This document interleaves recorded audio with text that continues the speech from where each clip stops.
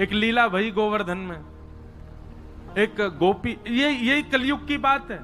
तो सखी कथा सुन करके गई और कथा में व्यास जी बता रहे, बोले लाला घर घर जावे माखन चुरा के आवे, और बोले गोपी नयो नयो नूतन नूतन माखन निकारे ताकि लाला को लोभ आवे चुरावे को।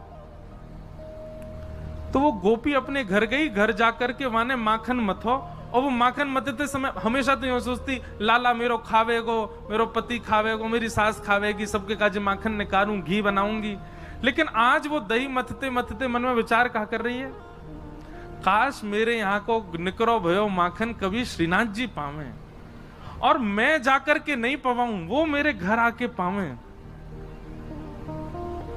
सुबह ने कहा कि मक्खन निकाल करके मटकी में भर के, और मन में विचार करने लगी, बोले अब उनको कहा पता होगी कि मेरे घर मक्खन निको है, इतना बड़ा संसार, वो तो सबको ध्यान रखें, उनको कहा पता होगी कि मेरे घर में मक्खन धरो है।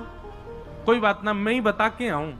मक्खन की मटकी संग में लेकर के गई, और श्रीनाथ जी के मंदिर में खड़े है के सब तो दर्शन कर रहे हैं, और वो दूर से मक्खन के ऊपर की मटकी को भाग हटाए के ऐसे ठाकुर जी को दिखा रही है, लाला धौरी गैया के दूध को जमाए करके दही बनाए और वाकू मत करके बढ़िया मक्खन निकारो मैंने, आहा ऐसी सुगंधी आ रही है, कोई को ना दूंगी मैं, तेरे काजे निकारो है, तू आजा घर पे आके या कुछ चोरी कर ले जा, मैं कोई सो ना कहूंगी, तू बस चोरी कर ले जा।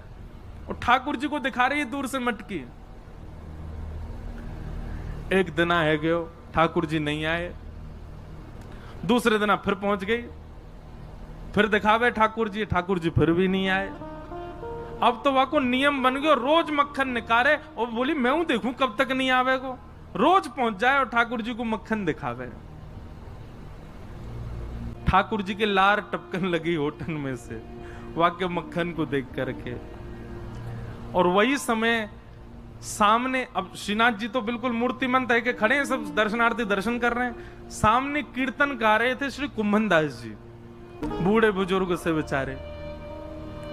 ये कुंभन दास जी कीर्तन गा रहे, और कीर्तन गाते गाते कहा देखो ठाकुर जी के लार टपक रही है यहां पे, और लार टपकती देख के श्री कुंभन दास जी मन में सोचने लगे, हो जय जय को कछु भोजन को मन कर रो दिखे।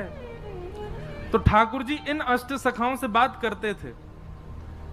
तो जैसे पर्दा आयो, कुंभन दास जी पर्दा के भीतर झांक के बोले, जय जय कहा भयो, कैसे लार निकल रही है। तो ठाकुर जी बोले, एक गोपी आवे, रोज आवे, और रोज मटका में मक्खन लेके आवे, दूर से मुंह दिखावे, और मुंह को लोभ दे के जावे तो या को पाके जा।